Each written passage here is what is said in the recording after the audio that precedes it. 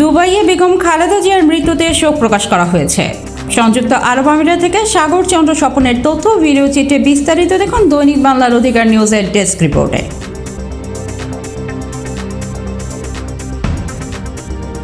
সংযুক্ত আরব আমিরাত জিয়া পরিষদের উদ্যোগে দুবাই রয়্যাল নাইট রেস্টে একটি স্মরণ সভা ও দোয়া মাহফিল অনুষ্ঠিত হয়েছে।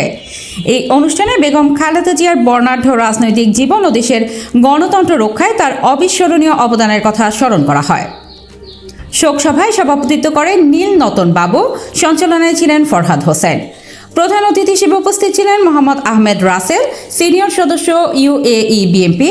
প্রধান বক্তা ছিলেন ইমাম শরীফ ইমো, সদস্য ইউএই বিএনপি। বিশেষ অতিথি হিসেবে উপস্থিত ছিলেন খন্দকার মজিবুল হাসান রিপন, যিনি শুভেচ্ছা বক্তব্য রাখেন। এতে আরও বক্তব্য রাখেন দুলাল, রাশেদা আক্তার, রাশেদ, হাসান, আলামিন, সাইদ। বক্তারা বলেন, বেগম খালেদা জিয়া ছিলেন আপোষহীন, দেশপ্রেম ও সাহসিকতার প্রতীক। এছাড়াও আমিরাতের বিভিন্ন স্থানে বাংলাদেশিরা বেগম জিয়ার আত্মার মাগফিরাত কামনা করে কোরআন খতম সহ দোয়া ও মোনাজাত করেছেন। বাংলাদেশ মিশন গ্রুপ শোকবার্তা জানিয়ে বিবৃতি দিয়েছেন এবং মিশনগুলোর কার্যক্রম বন্ধ রাখার সিদ্ধান্ত নিয়েছেন।